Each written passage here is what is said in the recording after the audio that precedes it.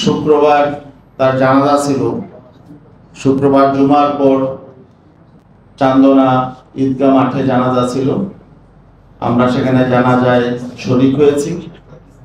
আমি সেখানে জানাজার নামাজ ইমামতি করেছি। আমি ভেবেছিলাম সেই জানাজায় হয়তো এখানকার স্থানীয় প্রশাসনের লোকজন থাকবে, পুলিশ প্রশাসনের প্রতিনিধিরা থাকবেন, সিটি কর্পোরেশনের এখন প্রশাসক আছেন তারা হয়তো থাকবেন। যেহেতু একজন সাংবাদিক হত্যা হয়েছে, উনি এখানে স্বাভাবিক একটি ঘটনা নয়, অতএব তারা হয়তো সেখানে থাকবেন। সেখানে থেকে তারা সাংবাদিকদের প্রতি শ্রদ্ধা জানাবেন, সমবেদনা প্রকাশ করবেন এবং তারা মানুষকে আশ্বস্ত করবেন, কিন্তু এবং সাংবাদিক বন্ধুগণকে তারা অভয় দিবেন।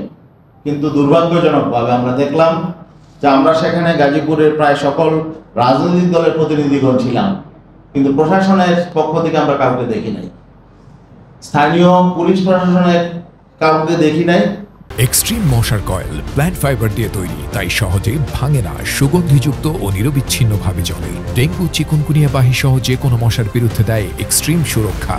এবং সিটি কর্পোরেশনের যেই প্রশাসক আছে তার পক্ষেও সেখানে আমরা কাউকে দেখিনি।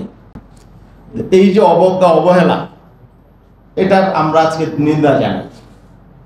এটা আমার কাছে মনে হয়েছে যে একজন সাংবাদিক খুন হয়েছে, এতে তাদের কোনো বিকার নাই, তার নির্বিকার। গাজীপুরে চাকরি হারানোর ফলে শ্রমিকরা চাঁদাবাজিতে নেমেছে, ছিনতাইয়ে নেমেছে, অপরাধে নেমেছে, এমন তথ্য ওনার কাছে আছে কিনা সুনির্দিষ্টভাবে বলুক। কয়জন শ্রমিক এমন ছিনতাইয়ের সাথে জড়িত, কয়জন শ্রমিক চাঁদাবাজির সাথে জড়িত? আমি মনে করি শ্রমিকদের প্রতি তিনি এক ধরনের অন্যায় করেছেন, তাদেরকে অসম্মান করেছেন, অশ্রদ্ধা জানিয়েছেন। শ্রমিকরা হালাল রুজি রোজগার করে, তাদের কাজ না থাকলে তারা ছিনতাইয়ে নামবে, চাঁদাবাজিতে নামবে, এই জাতীয় কথা উনি বলেছেন।